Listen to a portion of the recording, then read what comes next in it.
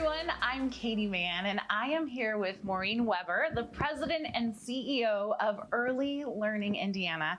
And today we're going to be talking about what is high quality early learning and education? What does it look like? What are the resources to pay for it? And what should you be looking for if that's the route that you want to go finding early learning for your children? Thanks for joining me. Absolutely, thanks for having me. Yes, so Indy with Kids is the #1 family resource for parents looking for things to do for their kids, as well as to find resources that their family needs.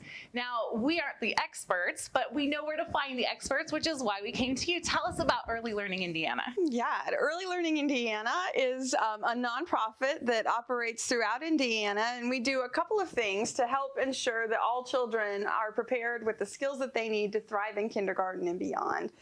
We start by practicing what we teach. We operate 8 early learning centers in Marion County and serve about 800 children on any given day.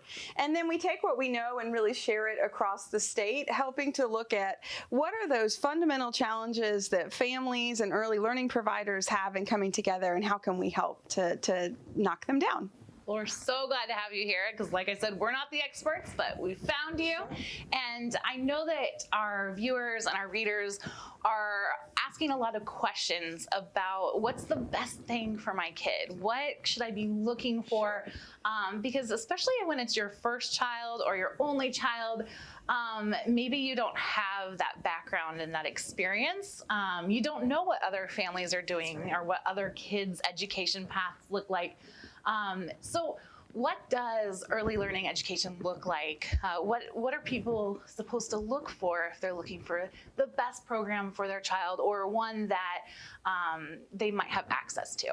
Yeah, absolutely. Well, I'll start by talking about why it matters. And I hear you as a parent myself. I know you sort of feel like you get this thing from the hospital and it's your job to figure out what to do with it, right? And you're never quite prepared. But there are a lot of resources that can help, and really high quality early learning providers that know just what to do. So, I think the important thing, and we all sort of know it intuitively, but the brain science tells us that the first 5 years of life are really the most important, most rapid period of brain development, where neural pathways are being formed. And it sounds very complicated, but it really happens in the easiest way imaginable. And that is by adults having positive, responsive relationships with children, as we hopefully all do with our own children. And so we know that time in life is just incredibly important. So where children spend, 8, maybe 10, 12 hours of their day matters a lot. So high quality early learning settings have a couple of things that you're looking for. There are qualified adults. There are learning environments that have lots of opportunity for children to engage and to thrive. And they have sort of the fundamental building blocks of policies and procedures that can help you as a family stay engaged as you go. So I might talk just a little bit about, if I were in your shoes and looking for care, what would I look for? And there are some helpers along the way. There are national accreditation. There is the Indiana's Paths to Quality system, which is kind of Indiana's scorecard for early care and education. And those are all helpful indicators for sort of what high quality looks like. As a parent and as a provider, I tend to look at what's happening between the adults and children in a classroom. Do the adults seem to know the children? Are they asking them questions about what they are most interested in, and really letting their curiosity guide the day, and kind of follow through with those interactions? The other thing I would say is that absolutely it should be your expectation that high quality early learning centers are clean. That doesn't mean that they won't be messy. And so sometimes you walk into a classroom and it looks pretty chaotic, right? There are children who are, moving in different directions, doing their own thing. But there should be some organization to the chaos. And so if you focus in for a minute, you should be able to understand sort of what are the areas of learning that are happening and how are children moving back and forth between them. And so if you can kind of get that understanding of the rhythm of a center, you can have a good sense you're in a high quality place. So should parents expect that they can take tours and be able to see these classes in action? Absolutely. It's a little bit tricky right now because of COVID. And so providers have some different requirements than we normally would about how parents may enter our settings. But that's for providers to figure out how to still let parents have a window into their world to see what's going on. But you should absolutely, under normal circumstances, feel free to stop in at any time of the day and kind of get a different look at what's happening within a child's classroom. So I know a lot of times costs can be prohibitive for people, or if you have multiple children entering programs. Are there financial resources for families and parents to help pay for this type of learning? Yeah, you're exactly right. You know, costs are really on the rise right now, but even as of a couple of years ago, for an average 4-year-old at a center in Indiana, it was more than $9,000 a year, and for an infant, it was upwards of $12,000. So incredibly costly for young families to afford early care and education. And so there are, I'm glad to say, a number of resources available, and truly right now more so than ever. So there are programs through the state of Indiana of Head Start resources and Child Care and Development Fund. For 4-year-olds, there are On My Way pre-K, pre-kindergarten programs through a state-sponsored program as well. Right now, there's something even additional for all families who have a family member who works in an essential business. There's something that the state is offering called the Build, Learn, Grow Scholarship, which provides up to 80% of care in a scholarship for families. And that's good through early part of next year. So it's a great time to enroll. This is good news. Good news, you guys. Okay, so we are inviting you guys to leave your questions in the comments below, and they'll either be answered in this webisode or in a future webisode, or even just in the comments from our experts from Early Learning Indiana. But I do have some questions that were turned in to us ahead of time. Sure. Are in-home child care centers or ministries considered high quality care? Yeah, great question. I think the wonderful thing is that Hoosier families have a lot of different kinds of choices that they can make about where they can seek out high quality care. And certainly high quality learning opportunities can happen in all different settings, certainly in our many ministries and family child care homes, in a school-based setting, and in child care centers that you may have sort of more familiar in your mind as well. It can happen in any of those places, and it has everything to do with the adults who are in those buildings and the quality of learning that they're providing. Must a high quality center have a nurse on staff?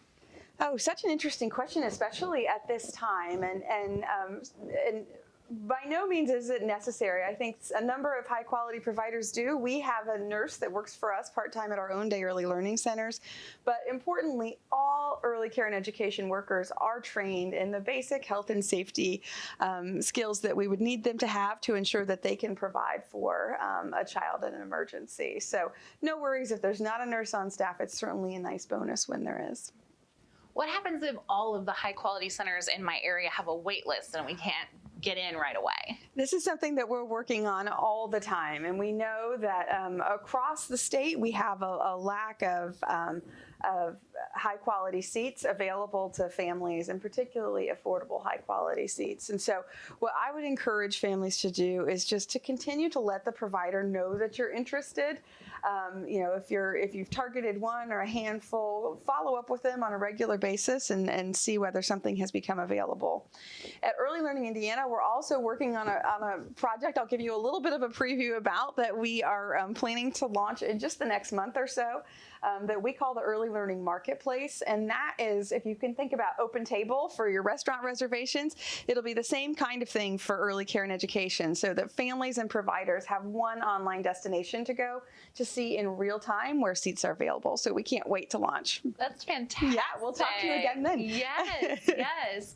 So if a family is touring a center, are there some questions that they really should ask? You know, we're always looking, what should I ask of a care provider? So what should they ask when they're on a tour? Yeah, I think one of the most interesting questions to ask is, what are the children in the classroom interested in? And if the teacher in that classroom knows, oh, they're all into trucks, it's all about dinosaurs, or, it's all about housekeeping right now. If they know where their children's interests are, then they're probably paying a lot of attention to what's happening between those children children and in their interaction. So that's one question I like to start with. I also want to know sort of what is it that they're learning, and you should see evidence of that all around the room. You should see projects on the wall that show what they've been working on. And of course that's true for older children, 3 and 4-year-olds, but it's equally true for infants and toddlers. You should be able to get a sense of how they're spending their day. And I think those are the most important things. The other question that I would be sure to ask is just how that provider will communicate with families and help to make sure that families are kept in the loop throughout the day, and over time. That is an expectation that you should have and that any high quality provider should meet. Just going off of that question, what are some communication points that parents should expect from the Early Learning Center?